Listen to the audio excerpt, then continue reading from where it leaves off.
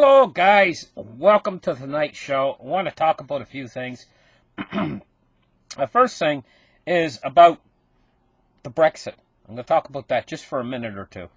A few days ago I did a show on the Brexit, and I said the first thing that they'll do is they'll vote Theresa May's deal down.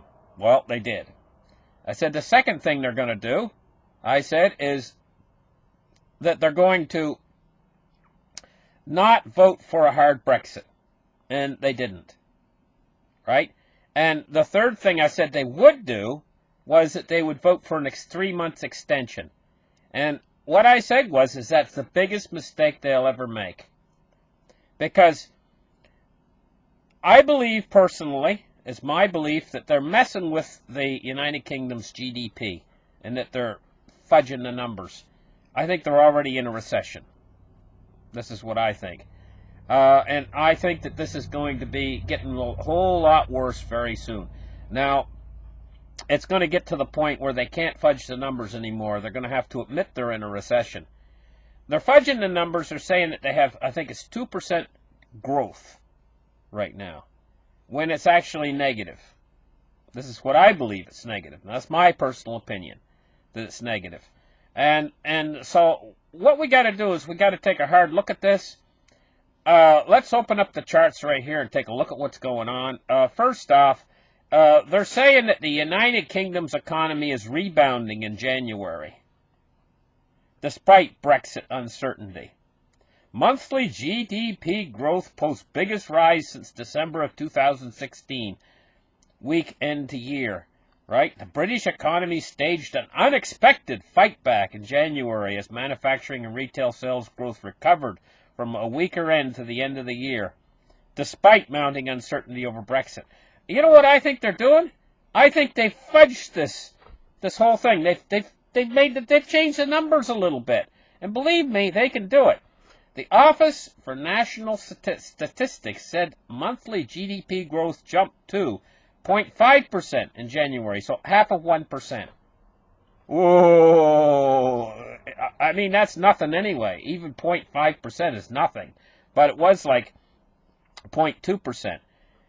It says the biggest rise since December 2016, reversing a drop of 0.4% in the final month of last year. Now, I don't think they've got any growth. I think what's really going on is things are gone negative there. And I think that this little bit of a 1 point that they're giving themselves is all the numbers being fudged. Let's take a look at measurements and errors, adjustments here of the gross domestic product. It says the gross domestic product, GDP of the United Kingdom for any year, is an estimated figure. Get that? It's not a real figure. It's an estimate by these guys in charge. So let's go back to this article. The Office of National Statistics. Here they are. The Office of National Statistics. Now what we read right there is, this is an estimate. GDP monthly estimate. They're estimating it. Now, am I getting this wrong, guys? Or can an estimate just be a good guess? And if you're really in the kind of a cheerleading mood, if you're in kind of a pep rally sort of a mentality, if you're the Office of National Statistics, are you going to estimate it lower than what it actually is, or are you going to give them a few little points higher, to try to keep them from being in a recession? Because the 0 mark is recession. Anything below 0 is a recession. How come they're making like 0.5 of 1%? Just that little bit over the 0 mark. Where are they getting that little bit over the 0 mark? I want to know. Because this GDP is a monthly estimate. It means they could estimate it to be anything they want it to be. But at a certain point, when it becomes absolutely obvious, beyond a shadow of a doubt, then they have to say, oh, well, yeah, we are below 0. We're negative growth. They're going to wait until that point before they have to actually get down and say, hey, you know what, it's obvious. So let's read a little bit more of this. It says the gross domestic product of the United Kingdom for any year is an estimated figure. After its first publication, it is regularly revised. So they can revise it up or they can revise it down in the light of new information. It's revised in the light of new information. Revisions continue to be made for as long as 12 years after the event. There is therefore no true GDP figure. So if there's no true GDP figure, and they can make up anything they want to make up, of course they're going to knock it up a few little points to keep it from being an official recession. It says, there is therefore no true GDP figure, merely the most recent estimate, which can be more than 6% different from the first estimate. This fact carries implications for users of GDP data, whether they use it as a general background information or as an input to techniques. This paper shows that the size and patterns of the errors can be predicted via time series and regression models, and that is a result GDP data can be adjusted to make allowances for errors. Sounds awful fudgy to me, guys. Really, honestly. You know, honestly it does. So anyway, so what we've seen is, we know that the UK, the United Kingdom's economy is slowing down drastically in the first 3 months of this year. We know that. They can put any spin they want on January. You know, these people that estimate. They can put any spin they want on it, but we know that the economy is slowing down painfully. And now, they've just voted for another 3 months of painful. That's what they voted for. It reminds me of some person that needs to get their tooth out really bad. Say they got a tooth that's rotted right down into their gums, and it's aching them. They can't even sleep at night. They go into the dentist, but they're frightened. Oh, I'm frightened of that little bit of pain it's going to be, an extraction. Oh, there'll be blood out there. Oh, it's going to be painful. All this kind of stuff, right? What happens? They go ahead and they get their tooth out. Okay? No, they don't. They get scared and they run away. And that night, they can't sleep all night. Finally, in the end, it aches them so bad that they can't stand it anymore, and they go in and they get it yanked. When they finally get it yanked, they realize that was the best decision, and that's what they should have done in the first place. Well, this reminds me of Brexit. Why drag it out for another 3 months? When this 3 months runs out, they're going to be facing the same thing, a hard Brexit all over again. Do they really believe that they're going to get away with no Brexit, that they're going to make this thing fade away, and it's going to fade off into the sunset if they wait 3 more months? That's just an extension. All it is moving it off 3 months into the future, while Britain's economy slows down for 3 months. Now, I'm going to tell you why this is so important. Why this is so important is because when Britain goes into a recession, Germany's going to go. Germany is just barely, and they're fudging their numbers too. Believe me. All these countries do it now. You want to talk about fudged numbers? Look at the numbers coming out of Russia and look at the numbers coming out of China. They're really fudged. They're fudged by like 2%, 3%. 3 whole percentage points. Do you really believe for 1 second that China has 6% growth? If that was true, in the next 10 years, China would double their size of their industry and everything. But what do we see when we look at satellite photos of their factories? We see everything going cold. We look at satellite photos from a year ago, 2 years ago, and we see the heat of factory production. Now we look at those same factories and satellite photos, and it's slowed down by like 50%.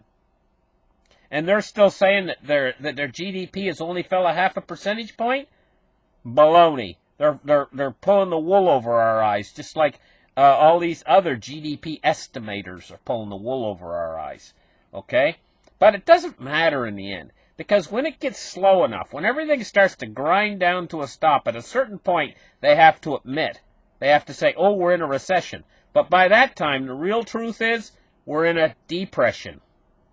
By that time. We're in a recession right now. The global recession has begun. I got to give kudos to Italy. They're the only country with enough kahunas to actually come out and admit that they're in a recession. When these other countries are actually in a recession, but they're not admitting it. Now, what else have we got going on right now? You know what? You know what the economy reminds me of? It reminds me of if somebody had an old clunker of a car and they're just holding it together with banding wire and strings and baling hay baling wire and bubble gum and everything else. But it's carrying a whole big load of people down the highway still. But the car's about ready to break in half. You know, I once repaired a car, and the guy he said, okay, I want you to repair this car, and it had a few rust holes in it and stuff, you know. And I agreed to repair it, so I started to drive the thing out to where I was going to work on it. I got halfway there, and the car started to crack in half. I went over a bump. The car started to crack in half. I drove it back to him. But that's the thing. The economy can look good. It can be driving down the highway like it is right now. But it's all eroded from the undercarriage, and the whole thing's ready to crack in half. It's dangerous, actually, because of the result. Because we're all riding it. It's like we're all riding in the economy. We're all counting on it to get us from point A to point B, to bring our groceries to the grocery stores, to pay for everything, for the banks to all stay in place, everything. And we don't expect a sudden credit freeze because all of a sudden there's a black hole in the economy. It'll come out of nowhere. So this is what we got to watch out for. And here's one of the big things right here that we got to watch out for. Corporate debt is a risk to the global economy.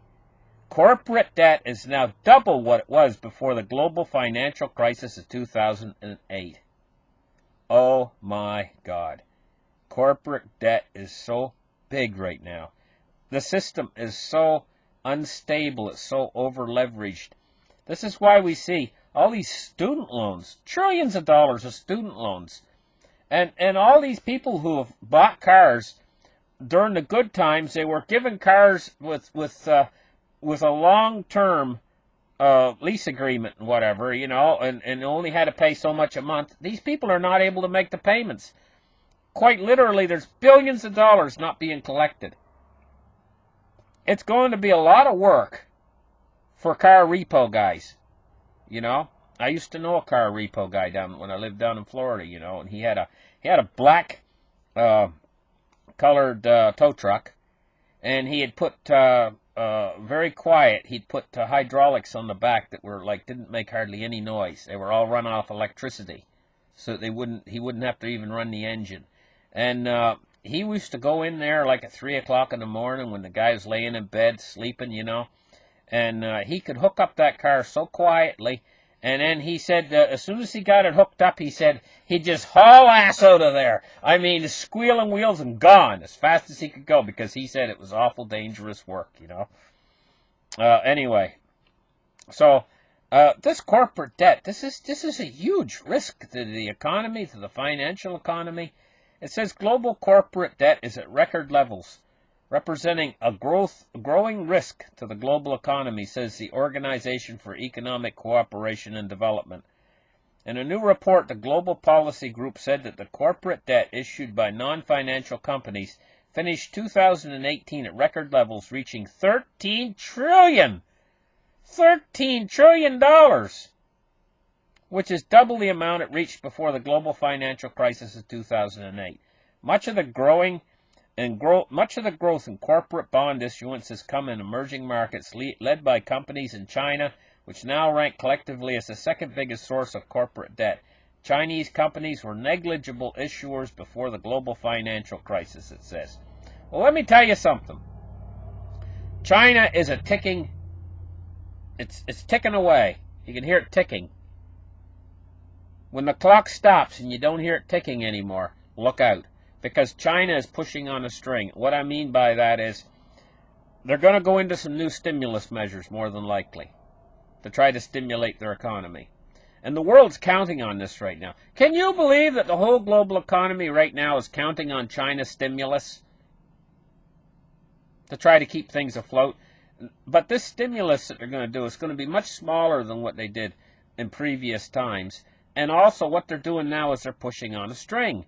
The stimulus is going nowhere. They're pushing it into these zombie banks in zombie companies that are all linked in to the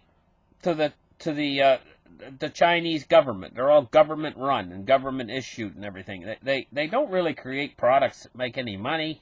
They just basically, the whole thing is turned into a money pit, you know. But in order to keep it up and running, it's basically a Ponzi scheme run China style.